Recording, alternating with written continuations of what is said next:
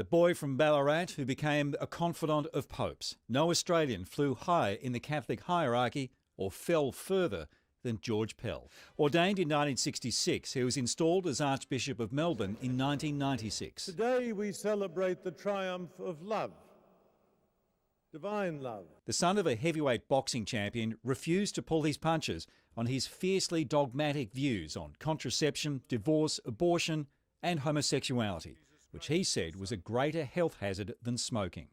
There were protests over his refusal to offer communion to gay parishioners. When he was made Archbishop of Sydney, his reputation preceded him. Archbishop Pell is on a mission, a crusade, to take the Sydney Church back to the Middle Ages. Chris has said some silly things over the years, but that'd probably be close to the silliest. But the combative priest had some high-profile supporters. Cardinal Pell is one of the greatest churchmen that Australia has seen. Pell's power within the institution continued to grow. Handpicked by John Paul II to become a cardinal, he headed the campaign for his papal successor, Pope Benedict. The election of Pope Francis capped George Pell's political rise. Appointed as the Vatican's treasurer, third in charge of the Holy See, it was the pinnacle of his earthly achievements. But the issue of sexual abuse in the church would continue to haunt him. His diocese in Ballarat had become notorious for containing some of the church's worst paedophile priests, yet Pell continually denied any knowledge. Did you in any way cover up offending? No, never. He was widely condemned for accompanying child rapist Gerard Ridsdale to court in 1993. It's been misunderstood as a preference for him rather than the victims. In 1996, he set up the Melbourne response to deal with church abuse legal claims. It was widely criticised as an attempt to protect the church from expensive court payouts. And you swear them to secrecy? Well, we ask them to keep... You swear them, don't ask them, you swear them.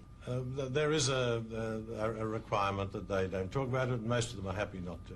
In 2002, Pell himself was the subject of abuse allegations involving a 12-year-old boy at a youth camp in 1961.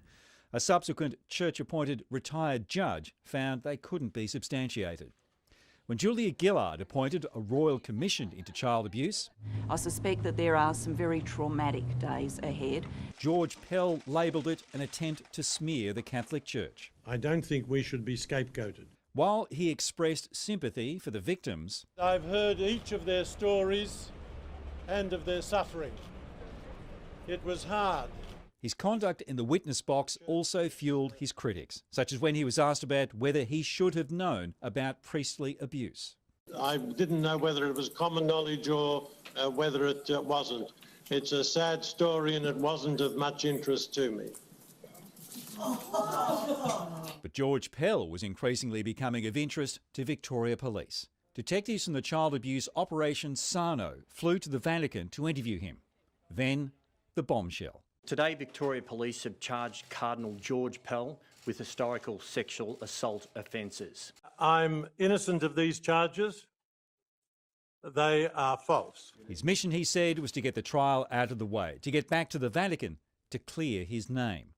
Instead, George Pell's name has now been taken down from his former school, St Patrick's, in Ballarat. It isn't tenable to continue to have Cardinal Pell, in line with the findings of the jury, to be honoured in the way that he has been.